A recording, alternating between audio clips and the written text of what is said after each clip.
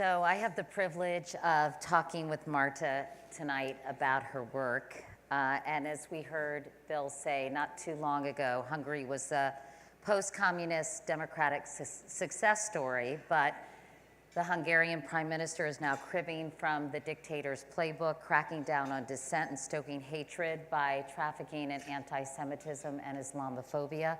Hungary is not only a close US ally, in many ways it's a microcosm for democratic countries across the Western world, from Poland to Brazil to, yes, the United States. Authoritarianism is ascendant, and it's an enormous threat, as we know, to human rights. Human Rights First has stood shoulder to shoulder with the Hungary-Helsinki Committee in DC and Budapest to protect refugees and guard against the erosion of democratic reforms. So, Marta, can you explain to us how democracy fell apart in Hungary? Well, it depends how much time you have. We have 7.5 minutes, okay. So go. You will want to eat. Yeah, exactly. Yeah, there's a long version, obviously, but as in many places around the world, and here in the US too, I think one of the core components, one of the core drivers of this backsliding is that people don't have trust in their institutions. If you trust institutions, if you have citizens standing up strong, fighting for them, using your rights as human rights, exercising them, believing that you can find justice if you stand up for your rights, then your institutions are much better protected, and it will be much more difficult to dismantle them. So public trust is key. But of course, the Hungarian experience shows that institutions could be beautiful on paper. They could be beautifully written by lawyers. But in practice, there's a lot more that needs to fortify them. You need to have free media. You need to have courageous citizens. You need to have a culture of civic participation. The simple feeling, the genuine enthusiasm for being part of a community and working with others, speaking through your differences, and creating something that is strong is essential. And whether that was possible to achieve that in the very short span of time from 1989 until today, that's a big question. Certainly it was not a complete failure. I think it's a very strong message that I'd like to put out to you, that no matter how bleak the news that you read basically every day about Hungary, unfortunately, it's not that black and white. And there's lots of people, and there is, I think, hope and strength, but there's lots of forces against that. So that's how democracy is dismantled, when these negative forces, the chilling effect, the intimidation, just overcomes the strength that many individuals would have. Tell us why your organization is seen as such a threat to the government, because I know it's made it increasingly difficult for NGOs to operate, even labeling them a national security risk. Yeah, it's very interesting. Civil society normally doesn't have that many assets. It has its credibility, it has its power to mobilize people, it has the power to speak truth and to help people.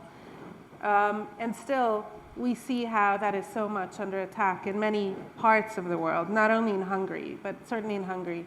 The reason for that is because civil society, or many organizations, are still able to operate independently. That is partly because of their lack of dependence on government and on funding from the government.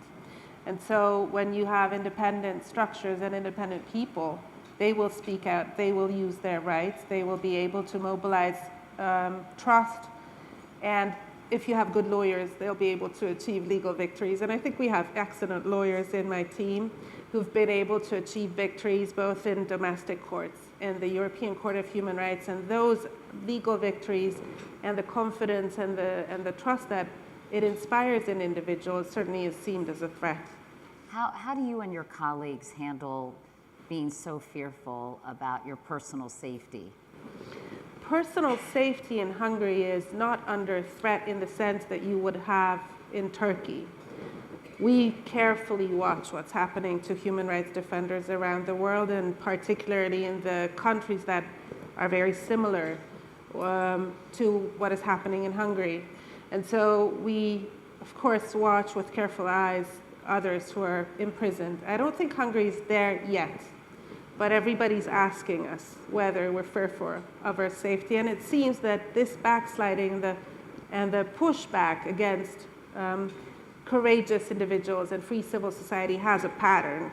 It's basically following the same pattern everywhere. So we're very careful to make sure that we stay safe, that we're aware of the risks, and that we look at how there's lots of positive feedback to our work. And that, of course, gives us a lot of strength and inspiration.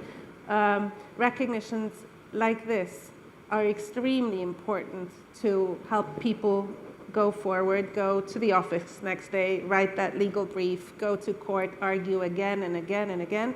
And in that, I think we are fairly confident that we'll be able to do that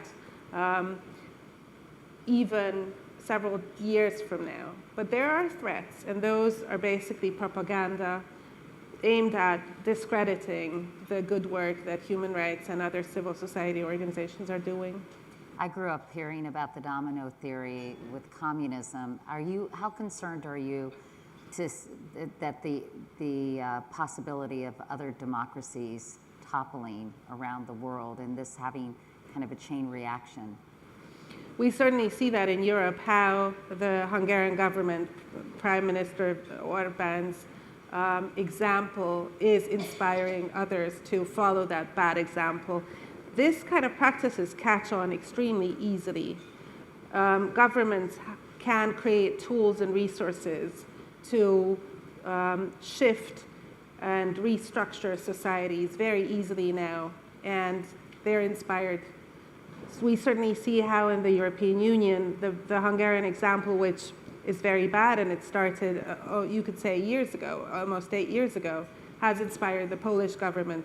And of course now is inspiring many in the Italian government to speak in a way that is unacceptable in a democratic society, to attack individuals who would have a different view and would like to speak their mind freely, as it should be happening in a democratic society.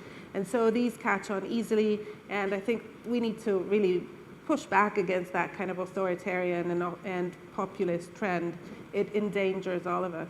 I'm sure people listening to this conversation are thinking about what is happening right now in the United States to some degree, and I'm sure you've been watching carefully the activities that are going on here. What are you seeing that gives you pause, and what kind of advice would you give the people in this room, other than voting? Yeah, always go vote.